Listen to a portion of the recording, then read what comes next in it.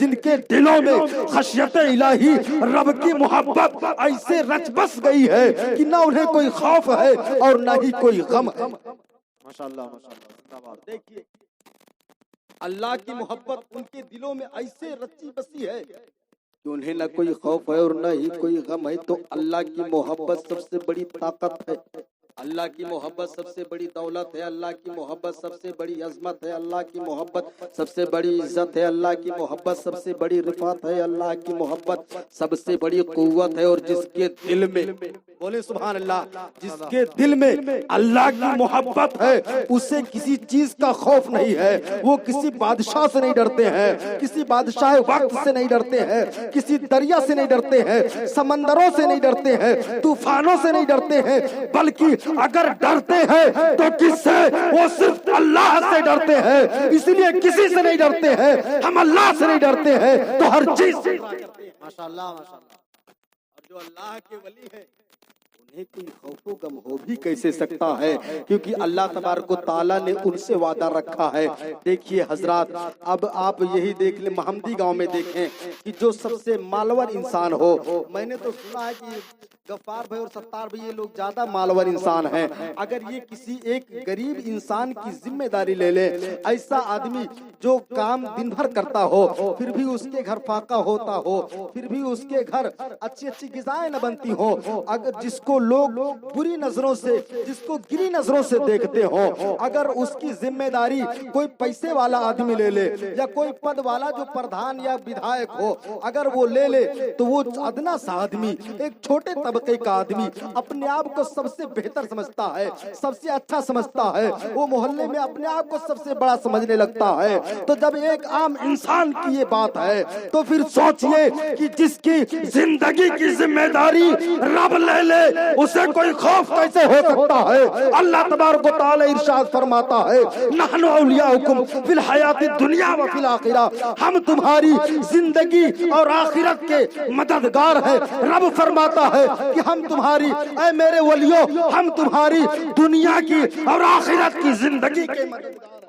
ماشاءاللہ، نعرہ تکبیر، نعرہ رسالت، مسلک اعلی حضرت، شان اولیاء، کرامات اولیاء، نعرہ تکبیر، نعرہ رسالت۔ تو بتائیے کہ جس کی زندگی کا دنیا اور آخرت میں حامی و ناصر مددگار اللہ ہو، اسے کوئی خوف کیسے ہو سکتا ہے؟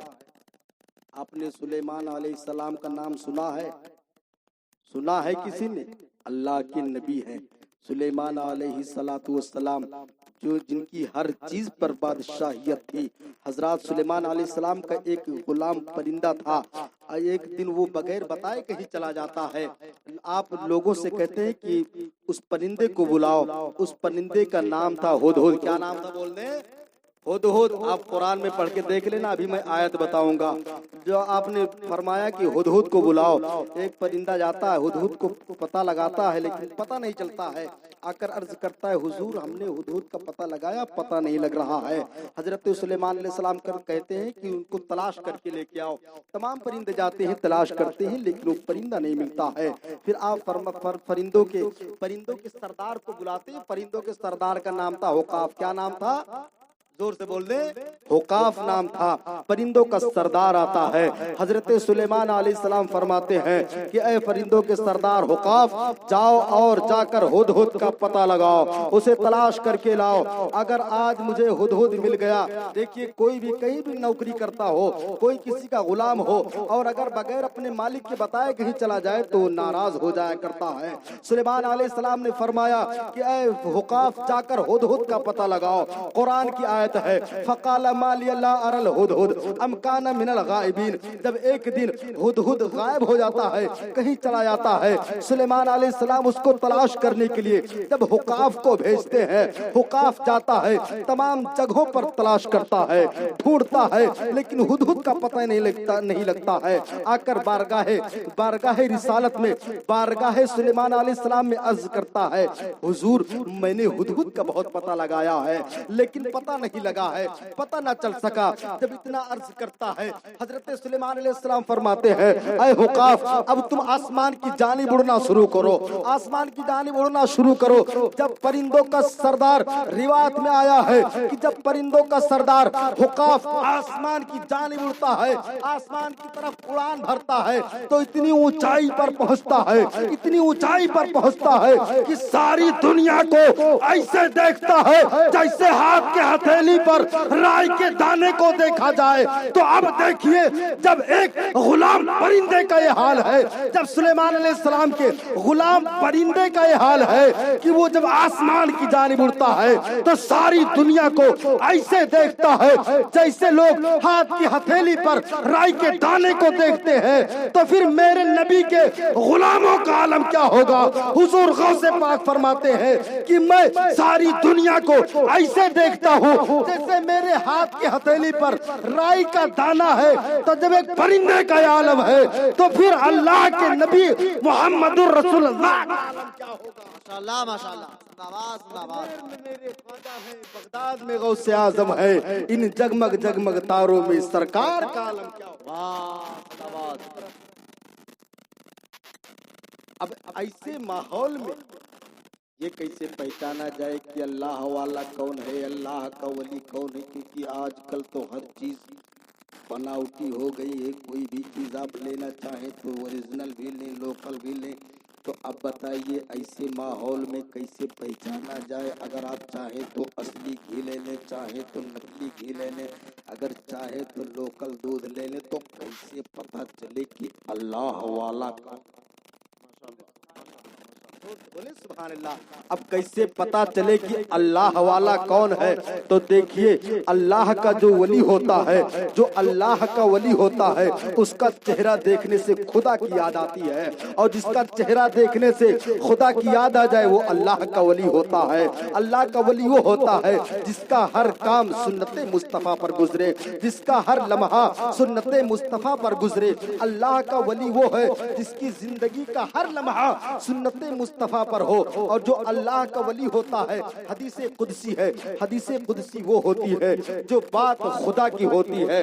रावी मेरे मुस्तफा होते हैं, मेरे आका फरमाते हैं, फकुन्तु समउहु लज़ी यस्मउ बिही व बसरुहु लज़ी युबसिरु बिही व यदहु लज़ी यबतिशु बिही व रिजलुहु लज़ी यमशी बिहा व इन सअलनी लअउतियन्नहु। मेरे आका फरमाते हैं कि रब ने फरमाया है कि बंदा जब कसरत नवाफिल से मेरा कुर्ब हासिल करता है तो मैं उसकी आंख बन जाता हूँ, वो उन आंखों से देखता है। मैं उसकी जबान बन जाता हूँ, वो उस जबान से बोलता है। मैं उसके कान बन जाता हूँ, वो उन कानों से सुनता है। तो अब देखिए कि जो अल्लाह का वली होता है, जिससे अल्लाह का कुर्ब हासिल होता है, हकीकत में आंख तो वली की होती है, लेकिन हकीकत में देखना खुदा का होता है।